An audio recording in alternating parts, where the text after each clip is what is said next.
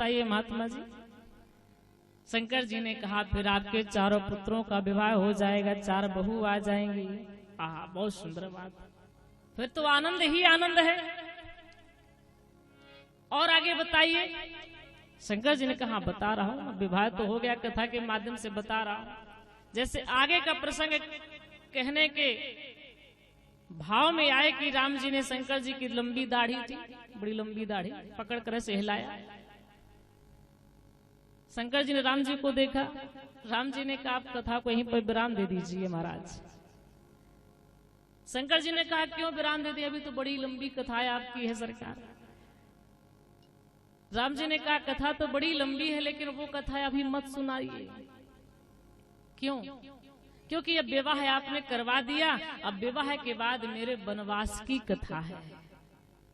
अब वनवास का प्रसंग आप अभी सुनाएंगे, मेरी माताएं सुनेंगी तो फिर रोना शुरू कर देंगी। जब तक मैं बन जाऊंगा उसके पहले ही माताएं चली जाएंगी, रोते रोते मर जाएंगी। वो कथा मत सुनाइए। बस विवाह तक का प्रसंग शंकर जी ने सुनाया है। जन्म प्रसंग कहो कौशिक मिसे, सीए स्वयंवर गायो, एक कथा सुनाई। आनंद ही आनंद है।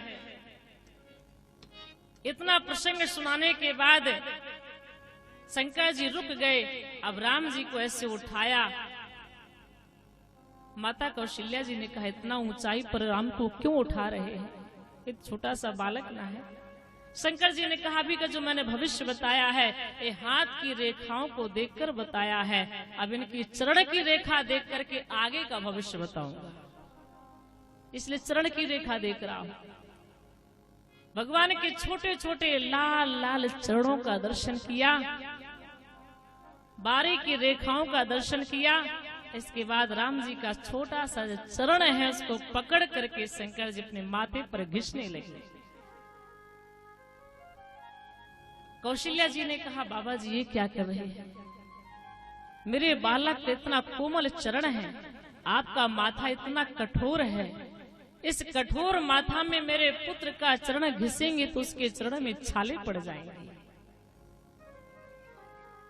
भगवान शंकर जी ने कहा माता जी चिंता ना करें, मैंने आपके बालक के चरण की रेखा देखी, उसमें मुझे एक दुर्भाग्य की रेखा दिखाई पड़ी, इसलिए मैंने माथे पर घिस करके उसको मिटाया। बड़ा आश्चर्य हुआ, भगवान के चरण में दुर्भाग्य की रेखा, ऐसा तो नहीं हो सकता। तो क्यों फिर घिसा? विद्वानों का भाव है श्री राम के चरण में कोई दुर्भाग्य की रेखा नहीं है, फिर चरण क्यों माथे पर घिस रहे हैं? इसलिए कि शंकर जी राम जी को अपना इष्ट मानते हैं, शंकर जी राम जी को अपना भगवान मानते हैं। और राम जी कहाँ पड़े थे? शंकर जी के चरण में। तो शंकर जी को अच्छा नहीं लगा था, तो अब शंकर जी ने भी राम जी का चरण अपने माथे पर लगा लिया। महाराज आप मेरे भगवान हैं, आप मेरे चरण में पड़े, मुझे नहीं अच्छा लगा, मैं आपका चरण अपने माथे पर लगाकर आपसे क्षमा याचना कर रहा हूं, आपके चरणों को प्रणाम कर रहा हूं। शंकर जी में और राम जी में 3 नाते बताए गए हैं। सेवक स्वामी सखा सिय पी के, सेवक का नाता स्वामी का नाता सखा का नाता है। शंकर जी कहते हैं आप मेरे स्वामी हैं, मैं आपका सेवक हूं। राम जी कहते हैं नहीं नहीं, आप मेरे स्वामी हैं, मैं आपका सेवक हूं। शंकर जी राम जी दोनों कहते हैं हम आप दूसरे के सखा हैं, सखा भी हैं, एक दूसरे के स्वामी भी हैं, एक दूसरे के सेवक भी हैं। तो संग्राम जी सेवक बनकर के शंकर जी के चरणों में पड़े थे। शंकर जी ने आशीर्वाद दिया, अब शंकर जी सेवक बन गए, राम जी को स्वामी बनाकर अपने माथे पर प्रभु का चरण लगा करके प्रभु से आशीर्वाद लिया। इस सब कथा शंकर जी ने पार्वती जी को सुनाया। आहा, प्रभु का दर्शन किया, आनंद आ गया।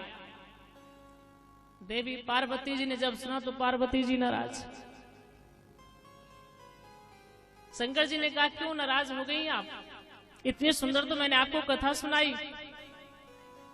पार्वती जी ने कहा पहले ये बताओ कि आपने अकेले अकेले भगवान का दर्शन क्यों किया है, हमें क्यों नहीं करवाया है। शंकर भगवान ने कहा मैं आपको राम जी का दर्शन कैसे कराता, बड़ी मुश्किल में मैं ही राम जी के पास पहुंच पाया था, और फिर आप कैसे वहां तक जाते हैं।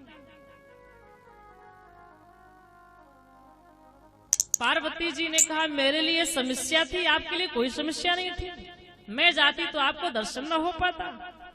बड़ी नाराज हुई, खूब सारा बोली, शंकर जी को डांट भी लगाया, अकेले भगवान का दर्शन कर लिया। शंकर जी देख रहे हैं पार्वती जी बड़ी नाराज है, बोलती जा रहे हैं। एक बार एक संत से पूछा गया महात्मा जी अच्छा ये बताइए घड़ी में और बीबी में अंतर क्या होता है। महात्मा जी बड़े विनोदी स्वभाव के थे, उन्होंने कहा घड़ी जब बिगड़ जाती है तो बंद हो जाती है, और बीबी जब बिगड़ जाती है तो चालू हो जाती है। आज पार्वती जी बिगड़ी, आपने हमें प्रभु का दर्शन क्यों नहीं कराया, आपने कैसे कर लिया। शंकर भगवान ने बताया एक देवी के माध्यम से मैंने प्रभु का दर्शन किया था। एक अयोध्या की कोई दासी थी, वह आई और उसने मुझे राम जी का दर्शन कराया। पार्वती जी ने पूछा तो वह कौन दासी थी जिसने आपको राघव का दर्शन कराया, आपने पहचाना उसको। शंकर जी ने कहा नहीं पहचाना। क्यों? क्योंकि बड़ा लंबा घूंघट किए थे, उसका चेहरा दिखाई ही नहीं पड़ा, नहीं पहचान पाए, बिल्कुल नहीं। तो पार्वती जी हंस पड़ी। पार्वती जी ने कहा स्वामी आप कहते कोई अयोध्या की दासी थी जिसने मुझे राम जी का दर्शन कराया, वहां पर कोई अयोध्या की दासी नहीं थी, फिर वो दासी बनकर के हम ही वहां पर गए थे और हमने ही राम जी का दर्शन आपको कराया है, और हम ही से आप चोरी बता रहे हैं। शंकर जी बड़े खुश हुए। पत्नी वही है जो पति को परमात्मा से मिलाती है, पत्नी वही है जो पति को पतन होने से बचा ले, पत्नी वही है जो पति को सुख दुख में साथ दे सके, पत्नी वही है जो पति को गलत मार्ग से अच्छे मार्ग पे चला दे। पार्वती जी ने अपने पति शंकर जी को राम जी का दर्शन कराया और राम जी का नाम शंकर जी के साथ लेने लगी। तो शंकर जी इतने खुश हुए कि पार्वती जी को अपना आभूषण बना लिया।